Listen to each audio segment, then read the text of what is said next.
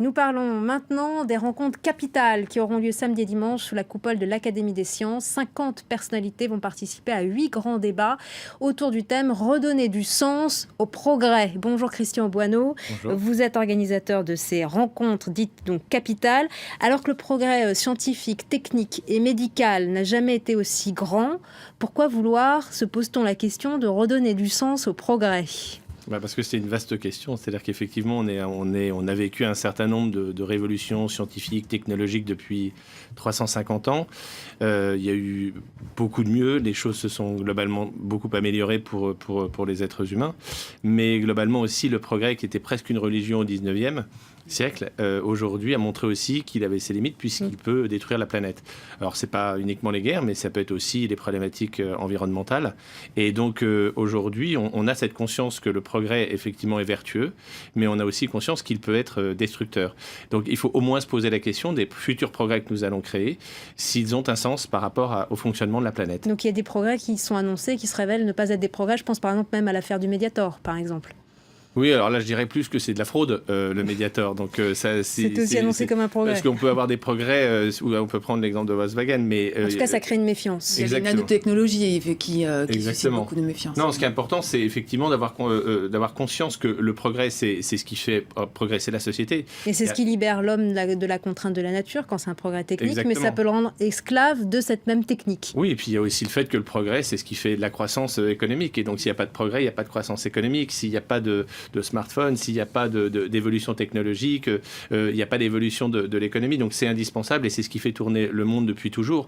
Par contre, ce qu'on sait aujourd'hui, c'est que si le progrès n'est pas surveillé, il peut parfois provoquer des catastrophes.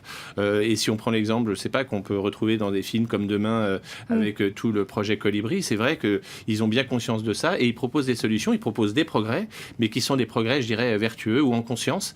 Et je pense que ça valait la peine et c'est bien que l'Académie des sciences, qui fête ses 350 ans, accepte effectivement de se poser la question du sens du progrès. Et ça montre effectivement que les scientifiques ont cette conscience. D'ailleurs, un scientifique, il y a un comité d'éthique pour les recherches autour de la santé. Pourquoi est-ce qu'il n'y aurait pas un comité d'éthique pour la technologie et pour tout ce qui est progrès technologique autour, par exemple, des algorithmes, autour des objets connectés, autour des robots? Il n'y a pas de protection.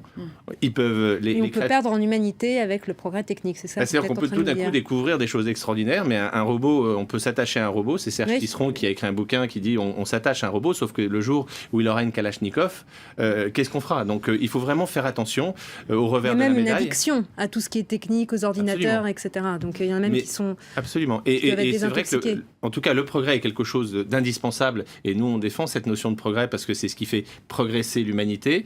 Mais simplement, il faut être conscient qu'on ne peut pas faire n'importe quoi. Et surtout, s'interroger sur un progrès vertueux. Et on pourrait très bien écrire une constitution du progrès qui permettrait de dire, voilà, les choses sans restreindre la capacité de recherche des chercheurs, des ingénieurs, mais de permettre effectivement à ce que l'humanité se porte mieux, mais ne soit pas détruite en même temps.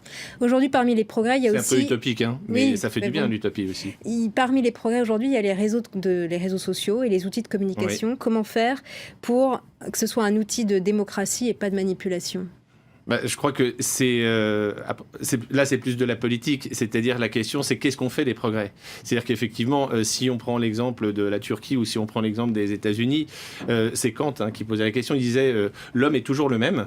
Mais les progrès sont de plus en plus performants. Et donc, ça l'angoissait énormément de se dire, voilà, on va créer de plus en plus de progrès extraordinaires, mais l'homme sera toujours le même. C'est-à-dire qu'effectivement, il n'évolue pas. Il a toujours le même caractère, il a toujours les mêmes pulsions, il a toujours les mêmes violences en lui, les mêmes côtés positifs. C'est peut-être un outil de démocratie si le niveau culturel augmente aussi.